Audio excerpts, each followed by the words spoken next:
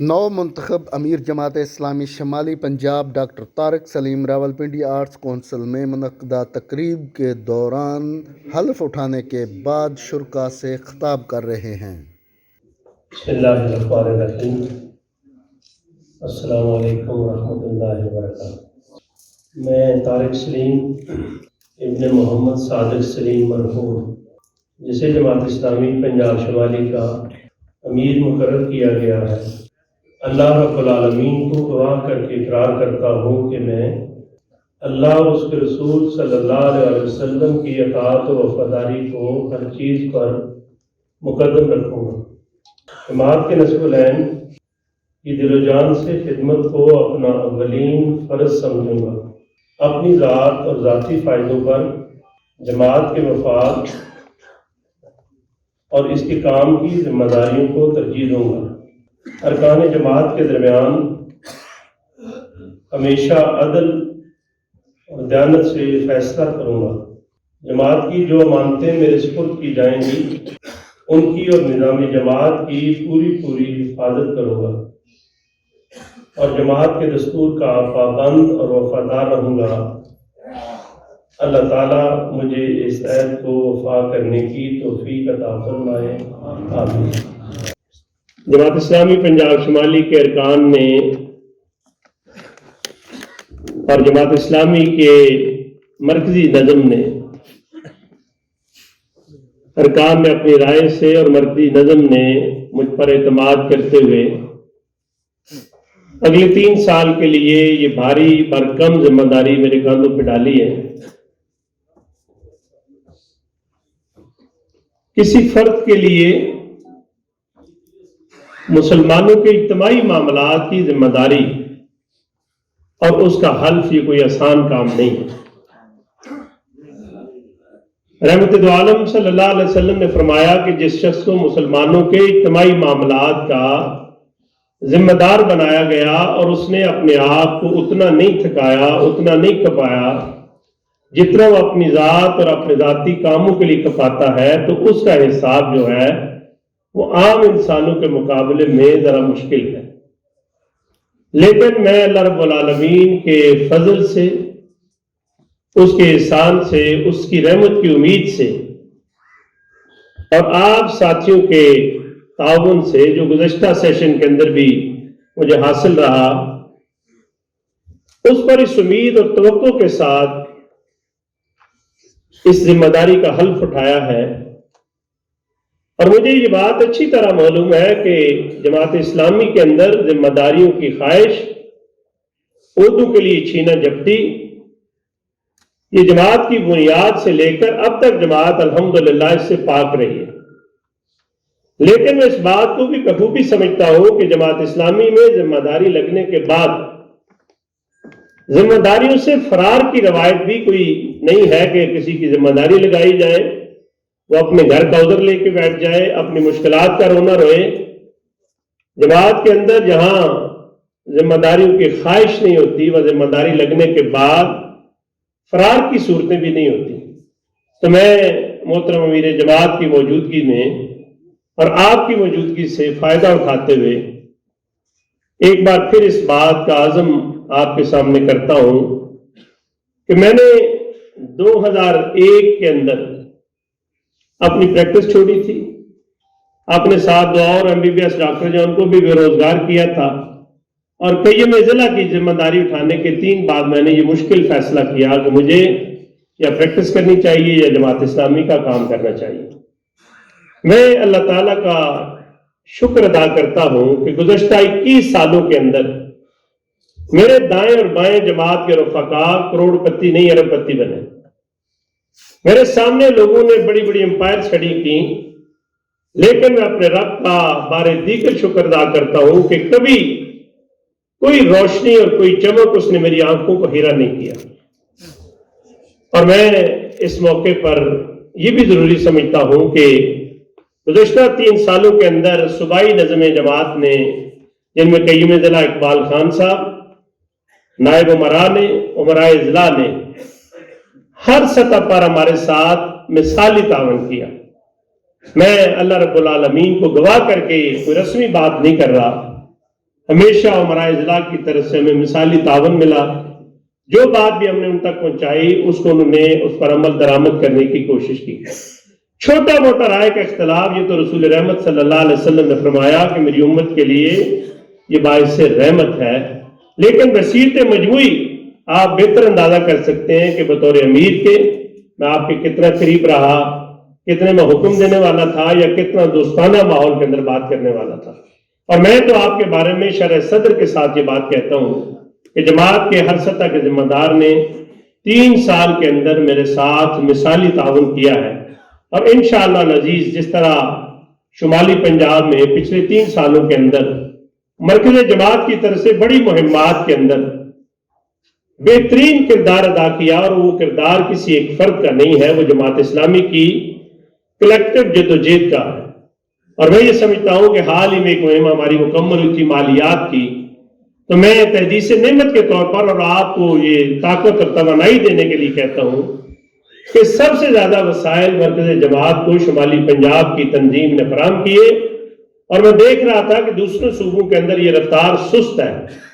ہر دور کے اندر سمجھدار لوگ ہوتے ہیں آپ کے ارد گرد، اور یہ سمجھدار کو آج پیدا نہیں ہوئے ہیں، رسالت مآب صلی اللہ علیہ وسلم کے اندر بھی جب شراب کی حرمت کا حکم آیا تو کچھ لوگوں نے حضور سے کہا کہ یہ شراب ہم تو نہیں پی سکتے، یہ کافروں کو تحفے کے طور پر پیش کر دیتے ہیں. تو میرے اور آپ کے کریم آقا نے فرمایا کہ ان برتنوں کو توڑ ڈالیے اور انہیں آگ لگا دیجیے. تو مجھے بھی کچھ دوستوں نے کہا کہ جب دوسرے صوبے نہیں وسائل دے رہے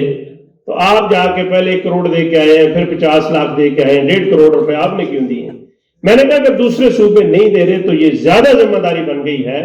کہ ہم اگر پہلے جتنا کر سکتے تو اس سے اب زیادہ کریں تاکہ وہ کمی بھی ہم پورا کر سکیں. جماعت اسلامی کا کام کسی فرد کے لیے نہیں ہے، کسی وقت کے لیے نہیں ہے، اللہ تعالیٰ کی رضا کے لیے ہے. اور مولانا امین احسن اصلاحی مرحوم نے لکھا کہ اس کا پہلا قدم بھی منزل ہے اور اس کا آخری قدم بھی منزل ہے. تیز سواری ملے تو اچھی بات ہے، اگر تیز سواری نہ ہو تو چھکڑوں پہ سفر کرتے ہوئے ہم نشانات منزل تک پہنچے. میں اختصار کے ساتھ آپ سے گزارش کرنا چاہتا ہوں کہ ہم نے پچھلے عرصے کے اندر رابطہ عوام مہم شروع کی، بہت اچھی چلی، کامیابی سے چلی. لوگوں نے جھنڈے بھی لگائے، کیمپ بھی لگے اور وال چاکنگ بھی کی، جماعت کے پرچم بھی مختلف جگہوں پہ بنے. پھر یہ پروگرام آ گیا ڈی چوک کا، تو اس کے اندر ہم نے بڑے پس منظر کے اندر اپنی اس مہم کو روکا کہ اب ہم اس مہم کو ڈی چوک کے پروگرام کے بعد کریں گے. لیکن ڈی چوک کا پروگرام بھی اس ملک کے اہل دانش نے بڑی مشکل حالات کی گتھی سلجھے، اہل دانش نے بڑی سوچ کو الجھائی ہے. وہ 31 تاریخ بھی ہماری گزر گئی، اور جن حکمرانوں نے معاہدے کیے تھے لبیک کے ساتھ، وہ آج بھی گجرات کے بارڈر پر اسی طرح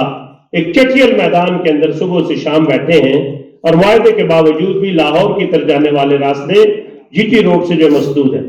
ہم انشاءاللہ 28 تاریخ کو جب نیا پروگرام محترم امیر جماعت کی طرف سے مرکز کی طرف سے ڈی چوک کا آیا ہے، میں اس لیے یہ بات کر رہا ہوں کہ یہاں عمرائے اضلاع کی ایک بڑی تعداد بھی موجود ہے اور ہر سطح کے ذمہ داران بھی موجود ہیں. انشاءاللہ 28 تاریخ کے پروگرام کو ہم اسی جوش، جذبے اور ولولے کے ساتھ کریں گے، اور شمالی پنجاب سے ماضی کی طرح عصر سابق کی طرح ایک بڑی تعداد کے اندر نوجوانوں کو یہاں لائیں گے. لیکن یہ اس دفعہ پروگرام کی ترتیب تھوڑی تبدیل ہوگی، باقی شریک ہر فرد نے ہونا ہے. نوجوان ہماری قیادت کریں گے اور ہم ان کے پیچھے ہوں گے. ایسا نہیں ہے کہ نوجوانوں نے آنا تو جماعت کے بزرگوں نے گھر بیٹھنا ہے، بزرگ بھی آئیں گے لیکن ہماری قیادت اس وقت جو ہے وہ نوجوان کریں گے. تو انشاءاللہ 28 کے پروگرام کی آج سے اس پروگرام سے ہم تیاری کا اعلان بھی کر رہے ہیں، اور محترم امیر جماعت کو انشاءاللہ اس بات کا یقین دلاتے ہیں کہ انشاءاللہ ماضی میں بھی جو اسلام آباد اور پنڈی کے اندر بڑے پروگرامات ہوئے، یہ ان پروگراموں سے بڑھ کر انشاءاللہ یہ پروگرام ہر اعتبار سے مثالی بھی ہوگا، قابل تمثیل بھی ہوگا اور قابل تقلید بھی. اور اس رابطہ عوام مہم کو بھی ہم نے ساتھ ساتھ رکھنا ہے. اس رابطہ عوام مہم میں کرتے ہم کیا ہے کہ وفود نکالتے ہیں. جو وفود نکلے وہ روزانہ کی بنیاد پہ لوگوں کو اس مہنگائی کے بارے میں، پیٹرول کے بم کے بارے میں، حکمرانوں کی بدعہدی کے بارے میں بتائیں، اور ساتھ 28 کے ڈی چوک کے اندر ان کو پروگرام میں شرکت کی دعوت دی دیں. اس میں ہم نے ووٹر سازی کرنی ہے، اور پھر اس کا ریکارڈ ہم نے بلاک کوڈ کی سطح پر یونٹ سازی کر کے اس کا ریکارڈ جو اس کو مرتب کرنا ہے. مؤثر افراد کو اسلامی تحریک کا حصہ بنانے کے لیے، انہیں جماعت کی صفوں میں شامل کرنے کے لیے ان کو دعوت دینی ہے. اور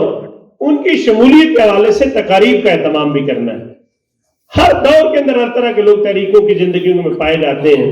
اور لوگ کہتے ہیں کہ کیا بڑے لوگوں کے آنے سے جماعت مضبوط ہوگی، سوال اٹھاتے ہیں۔ میں کہتا ہوں اگر بڑے لوگوں سے آنے سے، معاشرے کے ذمہ دار افراد کے، صاحب حیثیت افراد کے آنے سے تحریکوں کو تقویت نہ ملتی ہوتی تو آمنہ کے لال کیوں رب کائنات سے دعا کرتے کہ یا اللہ یا عمر بن حشام کو یا عمر بن خطاب کو اسلام کے دائرے کے اندر لے آؤ؟ تو پھر عمر بن خطاب آتے ہیں اور مسلمان پہلے دن نعرہ تکبیر بلند کرتے ہیں، جس سے مکے کی پہاڑیاں جو ہیں ان کے اندر بھی اس کی گونج جو ہے وہ پہنچتی۔ اس لیے میرے بھائیوں، اسلامی تحریک کے اندر جہاں عام افراد کی، کارکنان کی ضرورت ہے، وہاں سوسائٹی کے بااثر افراد کی ضرورت بھی ہے۔ اور میں اپنی آخری گزارش آپ سے کر کے بات مکمل کرتا ہوں تاکہ محترم امیر جماعت کا کلیدی خطاب جو ہے اور رہنمائی ان سے لے سکیں۔ جب حضرت ابو جہل کے بیٹے اکرمہ اسلام قبول کرنے کے لیے آئے تھے تو اس کے باپ ابو جہل کی اسلام دشمنی، ایڑی چوٹی کا زور لگانا کسی سے چھپا ہوا نہیں تھا۔ رحمت کائنات کو پتہ چلا کہ اس اکرمہ کی بیوی جو امان کے الفاظ لکھوا کے لے کے گئی تھی آپ سے، اس سے اپنے شوہر کو قائل کر لیا ہے، اور اس کے شوہر اسلام قبول کرنے کے لیے آ رہے ہیں، اپنے گھر کے اجلے کپڑے پہننے کے لیے نہا دھو کے آنا چاہتے ہیں۔ تو میرے اور آپ کے کریم آقا جن کی زندگی کو لقد کان لکم فی رسول اللہ اسوۃ حسنہ کہا گیا، آپ نے فرمایا کہ میرے صحابہ، مکے کا سردار اسلام قبول کرنے کے لیے آ رہا ہے، آپ اس کا کھڑے ہو کر استقبال کریں۔ اس لیے میرے بھائیوں، اسلامی تحریک میں تو علماء بھی چاہیے، ٹیکنوکریٹس بھی چاہیے، کارکن بھی چاہیے، تاجر اور مزدور بھی چاہیے، لیڈر بھی چاہیے، اور پارلیمان کے اندر جا کر اس ملک کی نظریاتی اور جغرافی سرحدوں کی حفاظت کرنے والے بھی چاہیے۔ تو میں انشاءاللہ ایک کارکن کے طور پر آپ کے ساتھ اس صوبے کے گلی کوچے کے اندر، شہر کریے انشاءاللہ آپ کے ساتھ رہوں گا، آپ میرے ساتھ ہوں گے تو انشاءاللہ میں امید ہے کہ اس ملک کے اندر ظلم کے نظام کے خاتمے، اسلام کے عادلانہ نظام کو قائم کرنے کے لیے جو جماعت سید مولانا مودودی رحمۃ اللہ علیہ نے قائم کی تھی، اللہ تعالیٰ ان کی قبر کو نور سے بھر دے۔ انشاءاللہ ہم جناب سراج اللہ کی قیادت کے اندر تبدیلی کے اس چہرے کو بھی بے نقاب کریں گے، اور اس ملک کے اندر حقیقی تبدیلی کے لیے جماعت اسلامی اس کا نقطہ آغاز بنے گی۔ نشاں یہی ہے زمانے میں زندہ قوموں کا کہ صبح و شام بدلتی ہیں ان کی تقدیریں۔ وآخر دعوانا الحمدللہ رب العالمین۔